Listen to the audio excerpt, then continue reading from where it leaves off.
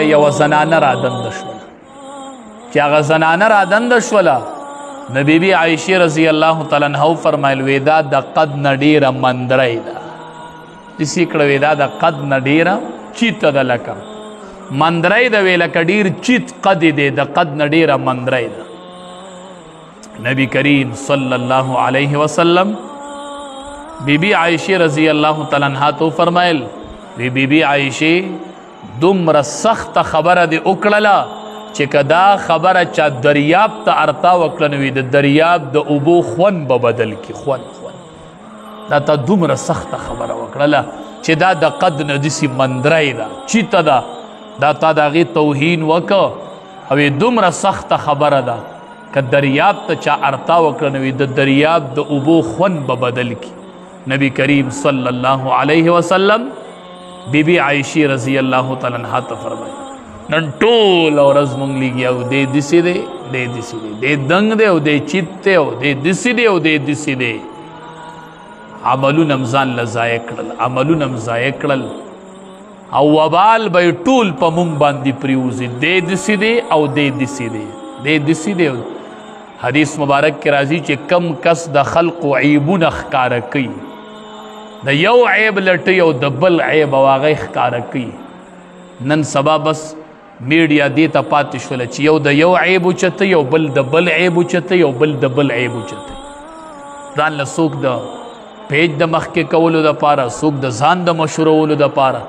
یو د یو عیب اوچتوي او بل د بل عیب اوچتوي او د یو بل په عیوبو پسې سټارټ د یو شرم او د بل شرم نه او د یو سپک او د بل سپک څوک چې د یو مسلمان پرده اوچته کی احادیث مبارکو کې راځي وی دا کس په خپل کور کې دند ناسي الله وی زه به شرمنده او رسوا کړم په کور کې دننه به زه پرده اوچته کور کې به ناسي او شرمنده بشي دی به د ځان حفاظت کوي او زه به په کور کې شرمنده کړم او چا چې د یو مسلمان په عیب باندې پرده راواچه د مسلمان په عیب خبردار شو په هغې پرده راواچوله حدیث مبارک کې راځي رب العالمین به پې د قیامت په ورځ به پې الله وی زه پرده راواچو چې د قیامت سخته ورځ ده هلته به د ټولو خلقو نه پردي اوچتېږي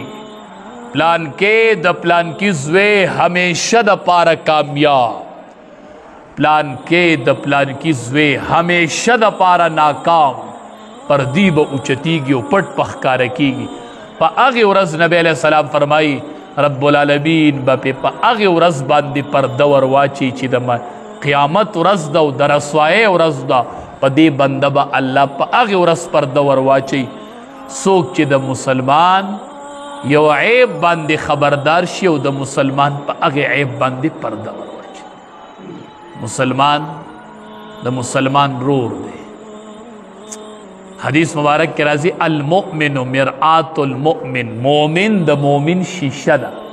یو مومن د بل مومن شیشه ده په شیشه کې سړي ته خپله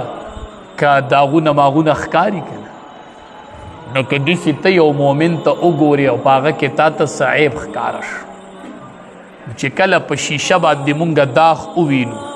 شیشه را سره یو داغې پې نو هغې شیشې څه چل کوو هغه شیشه دیوال له را پرېږدو نه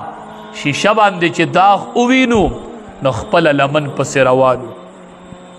او لږه توکاڼه په هغې لمن پورې ومږو په هغې شیشه باندې داسې راکاږو هغه داغ ته نه لرو شیشه دیوال له نه را پرېږدو چې شیشه باندې داغ ولګېد دا به ماته نو څنګه چې موږ د شیشې نه عیب او داغ په لمن لر کوو دسی به په احسنه طریقه چې کله مسلمان کې څه نقصان وویني نو څنګه چې د شیشې نه ته ګندګي پاک کوي دسی په مسلمان نه دا ګندګي په ښکلې طریقه پاک کوي فإن رأى به أذى فلیمته عنه نبی علیہ السلام فرمای که مسلمان په مسلمان کې څه ګناه ولیدله نو دی دې ترې نه میټو کی لکه څنګه چې موږ د شیشې نه دا ګندګي ښکلې په کپله لرکو دقه شان په ښکلې طریقه د مسلمان نه هغه نقصان لرک په پټه په اصلاح په طریقه د خیرخواهۍ په طریقه بل شیشه چې مونږ داسې ځان ته ونیسو نو دې کې مونږ ته په مخ چې ظاهري کم نقصانونه دي هغه په نظر راځي خو اندروني ناراضي چې د په زړه کې څه دي وسو نو داسې به مسلمان هم څنګه چې په شیشه کې پټ ګناهونه نه راځي ظاهري راځي نو داسې به مسلمان پسې لګي نه چې د هغه پټ ګناهونه معلوم نه مسلمان به تجسس نه کوي دی به پسې ورننوځي دننه نه بس ظاهري غلطي ولیدله ښکلې دي تېنه میټو کې لرې بل شیشه چې مونږ ځان ته ونیسو نو چې په کم ځای داغ لګېدلی هغه داغ راته وښیي خو چې څومره یي هغومره یې راته ښیي غټۍ خو یې نه داسې خو نه چې دا داغ دومره شیشه یې دومره ښیي نه نو دې کې اشاره ده چې تا په مسلمان کې یو عیب ولید نقصان ګناه نو کله ناکله هغه رکوټې ګناه یې مونږ یې دومره غټه کړو چې هغه د سترګو د لګولو نه وباسو نو څنګه چې شیشه ګناه دا غټۍ نه وښیي داسې به تم د مسلمان